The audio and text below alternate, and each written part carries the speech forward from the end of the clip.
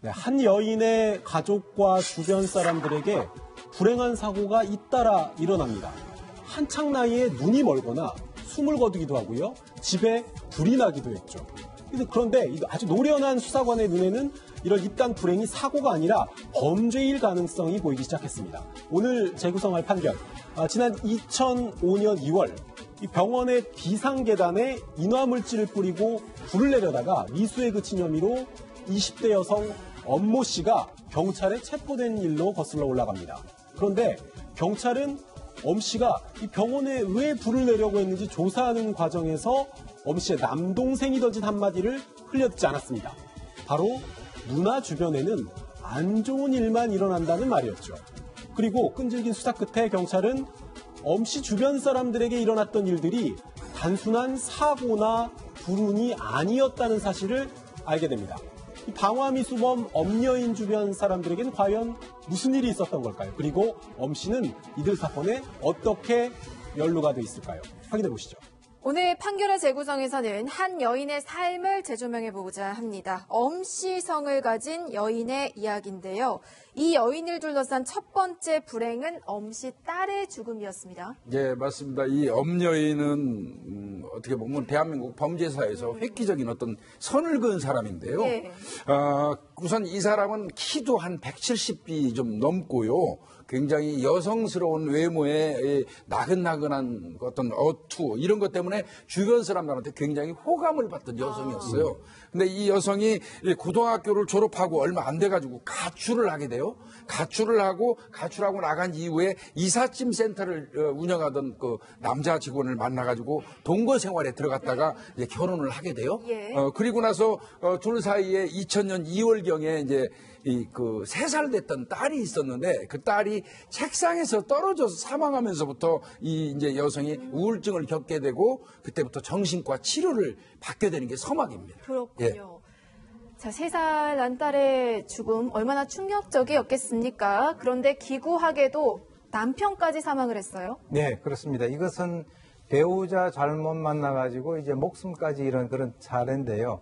이 불행이라고 하는 것은 이어서 온다라고 하는 그런 얘기가 있는데 실제로 이 불행이 알고 보니까 자연스러운 불행이 아니라 자기적인 그런 불행이었습니다. 그래서 2000년도 2월에 딸이 사망을 하고 난 이후에 이 첫 번째 남편이 뇌진탕으로 병원에 2번씩이나 입원을 하게 되죠. 네. 그리고 이제 그 알고 보니까 그 해 5월 달에 눈을 멀어버려요. 실명을 하는 거죠. 그래서 그 이후에 또 어떤 일이 벌어지냐.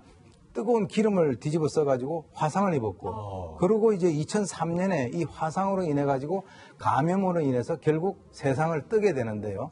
상당히 참 그 엽기적인 그런 사건입니다. 자, 저희가 기억을 해놔야 됐습니다. 실명을 당했고요. 또 화상을 입었고요. 또 결국 사망했습니다. 이렇게 첫 번째 남편이 사망한 뒤에 바로 또 결혼을 했는데 두 번째 남편 역시 사망했습니다. 네, 두 번째 남편과는 일단 혼인신고는 하지 않고 동거를 먼저 시작을 했는데 두 번째 남편은 이제 2002년 11월경에 그 넘어져서 꼬리뼈를 다친 상태로 이제 전치 4주를 진단을 받고 그 한 달 뒤쯤에 또 실명을 당하게 됩니다. 첫 번째 남편이랑 똑같네요. 실명을 당하고 그 이후 3개월 만에 사망을 했는데요.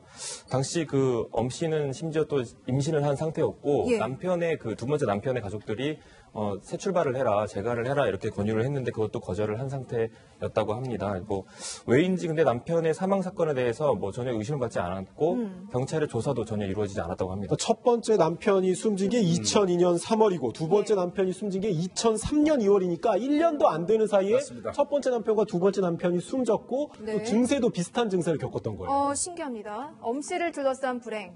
두 남편이 사망한 것은 이제 시작에 불과합니다. 이후에 엄 씨의 어머니 그리고 엄 씨의 친오빠까지 변해당했다고요? 예, 그러니까 첫 번째 남편 같은 경우도 우측 눈이 실명됐어요. 예. 두 번째 남편도 오른쪽 눈입니다. 우측 눈 똑같습니다. 그 사건이 나고 이제 두 번째 남편까지 사망을 했는데 그 이후에 2003년 7월경에는 또 이 그 엄여인의 친어머니, 어머니도 오른쪽 눈을 실명하게 되고요.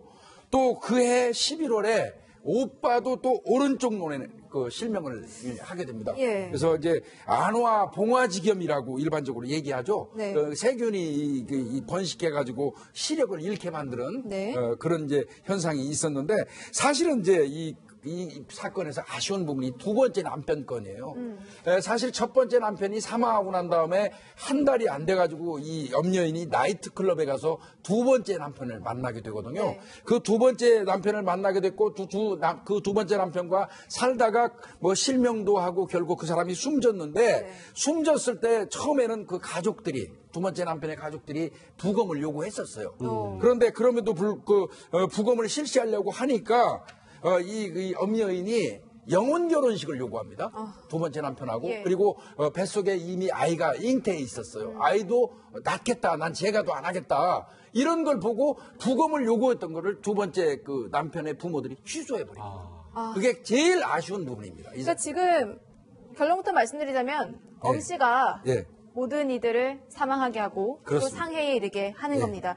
지금 뭐 워낙 복잡해서 그런데 사망을 한 사람은 엄 씨에 의해서 첫 번째 남편 그리고 두 번째 남편이고요. 또 상해를 입은 사람은 오빠 그리고 어머니라는 예. 거잖아요. 자, 그런데 불까지 질렀다고요? 예, 맞습니다. 이 오빠를 남양주 쪽에 있는 집으로 자신이 기거하고 있는 집으로 불러가지고 주스에다가 술에다가 그 약물을 타서 예. 오빠를 혼절시키고 그 상황에서 동생도 있었어요. 그때 이제 그 집에 불을 지릅니다. 그런데 다행히 이 실명했던 오빠가 깨어나는 바람에 사망은 하지 않게 되고 병원에 입원하는 일이 있게 되죠. 그 엄 씨 같은 경우에는 조금 전에 저희가 뭐 관계도처럼 정리를 해갖고 워낙 범죄가 복잡하다 보니까 정리해드렸는데 불을 지른 게 자신의 어머니만 사는 집이 어떤 게 아니고요. 자신의 집에서 일을 했던 가사도우미 집에도 불을 내서 그 가사도우미도 화상을 입히고 그 남편은 그 불 때문에 결국 사망에 이르겠어요. 그러니까 이 엄 씨 곁에 있다가 목숨을 잃은 사람이 첫 번째 남편, 두 번째 남편뿐만 아니라 가사도우미의 남편까지 모두 세 사람이었던 거죠. 자기 집을 남양주 자기 집을 불을 지르니까 기거할 데가 없잖아요. 예. 그때 자기 집에 와서 가사도우미했던 여성한테 부탁을 해요.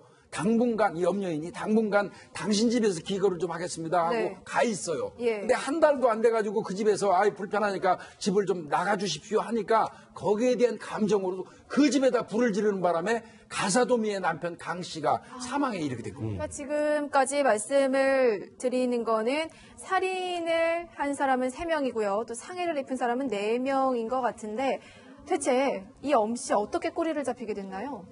지금 여러 가지 얘기 들어보면은 뭐 은혜를 원수로 갚는 우리 옛날 속담에 보면은 뭐 꼬리 9개 달린 구미호가 그 근처에 있으면은 주위에 있는 사람들이 다 죽어나가는 그런 상황인데 네. 지금 이제 꼬리가 잡힌 것이 아까 이제 자기 가사도우미 집에 불을 질렀다 그랬지 않습니까? 네. 그랬는데 지금 가사도우미가 다쳐가지고 병원에 입원을 했단 말이에요. 상당히 집요했어요. 네. 그래서 2005년도에 그 가사도우미가 입원을 하고 있는 그 병원 비상계단에서 또 다시 불을 질러서 어떻게 해코지를 하려고 네. 하는 그 모습이 바로 CCTV에 포착이 된 거예요. 아. 그래서 이제 그러면 도대체 이게 왜 거기다 불을 지르려 했느냐라고 하는 것으로부터 시작을 해가지고 그동안에 있었던 모든 범죄들이 아주 그냥 고구마 줄기 이렇게 뽑아 나오듯이 쭉 나왔는데요. 뭐라고 얘기했냐면 자기는 경찰에서 이제 진술을 하기로는 불꽃을 보면은 옛날에 죽은 딸이 생각이 나서 방하고 싶다. 네. 이런 얘기를 갖다 했는데 그거는 제가 그 얘기 자체를 크게 신뢰할 정도는 아니다. 자기의 어떤 행동을 정당하고 합리화시키기 위해서 죽은 딸의 핑계를 댄 것이 아닌가. 그렇게 생각하는 것이 함정일 것 같습니다. 수사 전문가로 입장에서 이 심신미약을 주장하려는 그렇습니다. 의도였을까요? 아니면 진짜였을까요? 그러니까 자기 집에 불을 한번 질렀죠. 그런데 두 번째 가사도우미 집에 불을 질렀단 말이에요. 그러면 이제 경찰 입장에서는 수사가 바짝 들어갈 거 아니에요. 네. 그러니까 그 강씨 일가를 그러니까 가사도우미 그 강씨 일가를 다 살해하려고 병원에 불을 지르다가 적발이 됐어요.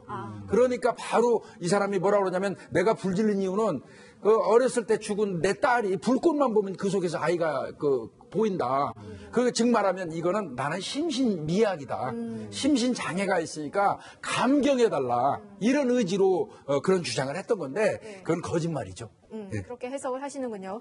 그렇게 마지막 사건을 끝까지 발뺌하면서 변명으로 일관하다가 대체 어떻게 이전의 남편 그리고 어머니를 상해 입히고 오빠를 상해 입히는 것까지 알게 됐을까? 과연 자백을 하진 않았을 것 같거든요. 성격상 어떻게 알게 됐나요? 경찰이 이제 조사하는 과정에서 이 엄 씨의 동생이 한 말을 흘려들이지 않은 겁니다. 이 엄 씨 남동생이 누나 주변에서 아주 안 좋은 일만 일어난다라고 얘기를 한 거예요. 그래서 경찰이 이제 과거의 이력들, 전력들을 확인해 보니까 방금 이제 말씀 주셨던 것처럼 실명을 당하거나 집에 불이 나거나 목숨을 잃거나 하는 일들이 계속 잇따라 주변 사람들에게 일어났고 예. 이 관계의 한 가운데에는 바로 이 엄녀인이 있었던 거죠. 아하. 그리고 엄녀인이 어떤 사람인지를 확인해 보니까 과거 보험 설계사로 일했던 경력이 있었는데 이 관련 사고들이 일어날 때마다 보험금을 누가 타갔는지 확인해 보니까 수령인이 대부분 다 엄씨였던 거예요. 그러니까 이 엄씨 주변의 인물들에게 있었던 일련의 사고들이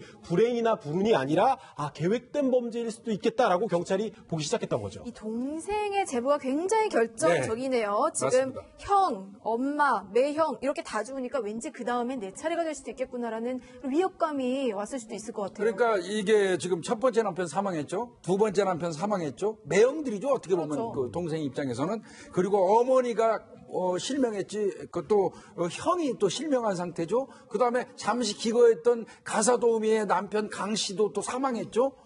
그러면 이 동생의 입장에서 볼 때는 그 엄녀인이 있는 그 주변에 유일하게 그 정상인 사람은 본인 하나예요. 그러면 이거는 언젠가 내 차례로 다가올지도 모른다는 불안감은 있었을 것 같고요. 네. 제가 볼 때 가족들은 엄녀인의 행위에 대해서 의심을 했었을 거로 보입니다. 아하, 그래서 결국에는 네. 경찰에 제보까지 하게 그렇게 됐습니다. 아까 이제 보험 설계사라고 말씀을 해주셨는데, 그럼 결국에는 그 사람을 죽이고 또 상해를 입혀서 얻은 보험금은 다 자기가 착취를 했던 거예요? 네, 그 남편과 어머니 그리고 오빠 등을 그런 가족들의 실명을 이렇게 한 일련의 범행을 저지르고 이거를 좀 우연한 사고로 좀 위장한 다음에 2000년 5월부터 2005년 2월까지 총 5억 9,600만 원 가량의 보험금을 수령했습니다. 그 당시에 5억 9,600 어마어마하네요. 네, 보험금을 수령했는데 말씀해 주셨듯이 그 엄 씨는 이제 고등학교 졸업 후에 보험 설계사로 이제 일한 적이 있어서 보험에 대해서 상당히 많이 알고 있었을 것으로 보여요. 그래서 사망 다음으로 실명보험금이 상당히 클 것으로 그 다음으로 큰 그런 사실도 알고 있었을 것이고 또한 어머니의 보험금은 오빠가 수령하도록 해놓고 오빠의 보험금은 또 어머니가 수령하도록 하는 그런 치밀함까지 보였습니다. 그러니까 죽는 것 다음으로 보험금이 큰 게 이제 실명하는 거라는 걸 이미 자신이 이제 그 회사 경력을 통해서 알고 있었다는 거군요. 네, 맞습니다. 이게 보험이요. 가장 큰 순서대로 따지면요. 물론 사망이 제일 커요. 그럼 두 번째가 실명이에요. 그 다음에 화재입니다. 화상입니다. 화상은 장기간에 걸쳐서 돈도 많이 지급되거든요. 그래서 보험 설계사를 했던 그 경험이 이 엄녀인으로 하여금 범행에 어떤 작용할 수 있도록 한 겁니다. 아니 근데 왜 이렇게 돈이 많이 필요했던 거예요? 이 엄녀인 같은 경우는 차후에 밝혀진 거지만 명품이 아닌 게 없었고요. 그러니까 사치가 아주 굉장히 극대화돼 있었고 두 번째 남편을 나이트클럽에서 만나가지고 두 번째 남편을 꼬일 때는요. 네. 본인이 이 집안에서 한 10억대를 관리하는 그 어떤 부자로 위장을 하고 그 근거로 두 번째 남편한테 3천만 원짜리 그 SUV 차량까지 사주거든요. 예. 그래서 이 여성 자체가 어떤 사이코패스 성향이 있는 데다가 사치까지 이게 가미되면서 이런 범행을 한 걸로 보입니다. 그러니까 처음에는 근데 경찰에서는 보험금을 뭐 했냐고 하니까 내가 마약을 사는 데 썼다고 했어요. 그런데 정작 경찰이 소변이라든지 아니면 채모 같은 거를 채취해가지고서는 분석을 의뢰해보니까 마약 성분이 안 나왔던 거죠. 그러니까 예. 마약을 위해서, 마약 살 돈을 위해서 범행을 했다는 게 거짓말로 드러난 거고요.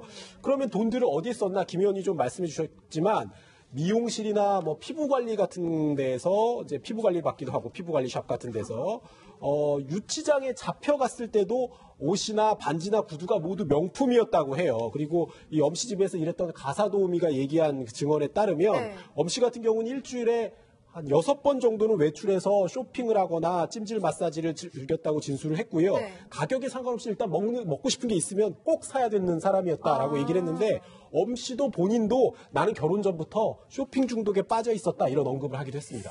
정말 특이한 게 보통 일반적인 범죄자와는 좀 다른 게 좀 친족을 대상으로 했다는 게 굉장히 특이해요. 이 여성 혹시 좀 이렇게 사이코패스 성향이 있는 사람으로 보세요? 만약에 그 당시에 아마 그 사이코패스 PCLR 검사가 상용화된 게 우리나라에 2005년 아마 그럴 거예요. 표준화된 게. 이 사건이 그래서, 있고 난 예, 뒤였군요. 조사가 만약에 그 당시에 됐다면 40점 만점이거든요. 네. 이건 40점 만점에 40점을 오버할 수 있었지 않았을까 그런 생각이 듭니다. 그렇군요. 분명한 거는 뭐 일반적인 상식하고는 분명히 다른 것 같습니다. 하지만 뭐 사이코패스 성향이 있는 것만으로도 범죄자가 모두 되는 건 아니고 그 성향 자체도 굉장히 다양하기 예. 때문에 일반화시킬 수는 없는데 어쨌든 굉장히 특이한 사람이에요. 네, 왜 그러냐면 이제 우리가 이렇게 사이코패스임은 이제 분명한 거로 보이는데요. 이 사이코패스 같은 경우는 우리가 예를 들면은 공장에서 제조 과정에서 나올 때 불량품이 나온 거예요. 사실은 인간적인 불량품이라고 하는 거죠. 그래서 이 그 잔인한 범죄를 꼭 사이코패스들이 잔인한 범죄를 저지르는 것은 아니고 네. 지금 이제 그 이런 얘기도 있습니다. 성공한 사이코패스라고 해가지고 지금 그 뭐 희대 사기꾼이라든가 재계, 정계, 뭐 법조계, 뭐 과학계에 다 있다라고 하는 거죠. 그거는 한마디로 얘기해가지고 자기의 어떤 성공과 사익을 위해서 무자비한 질주를 한다. 이렇게 이제 표현을 하는데요. 사실 이제 이번 같은 경우는 자기 주위에 있는 이 보험범죄는요, 자기 그 가족들을 대상으로 해야 이거는 확실하게 탈 수가 있는 거예요. 그렇기 때문에 그 가족들을 어머니, 동생, 남편, 심지어는 그 포천의 그 제초제 독살 같은 경우는요, 자기 딸까지도 거기에 범행 대상으로 넣었단 말이죠. 그런 것들을 보게 된다면 이거는 분명히 사이코패스가 되는 것 같고요. 그리고 이 사람이 이전에 고등학교 때 친구한테 약을 먹이고 친구 돈을 훔쳐가지고 강제로 퇴학한 전력이 있고, 그 다음에 이제 그 첫 번째 결혼을 할 때 아버지 사망 때에도 가족 몰래 돈을 인출했고, 또 어머니 돈하고 폐물을 훔쳤다라고 하는 거 보면 적어도 금전과 관련돼 가지고 상당히 잘못 오리엔테이션이 돼 있다. 네. 그것을 얻기 위해서는 수단과 방법을 가리지 않는 그런 어떤 전형적인 그런 사이코패스다, 이렇게 정의를 할 수도 있을 것 같아요. 저는 이 사건을 들으면서 가장 궁금했던 게 대체 그 수많은 사람을 죽이고 상해를 입히는 동안 왜 한 명도 의심을 해서 경찰에 신고하지 않았을까? 어떻게 이렇게 치밀하게 계획했을까 하는 부분이거든요. 그것은 이제 이 아까 말씀하셨습니다마는 이 사람의 외모가 정말 그 사람의 눈을 보고 있으면 빠져들어간대요. 아까 이제 수사기관 예, 수사기관에 있는 분들도 그 수사를 하는 과정에서 그 사람 눈을 보면 야, 저 눈으로 범죄를 저질렀을까라고 하는 정도의 의심이 들 정도로 예. 눈이 굉장히 맑고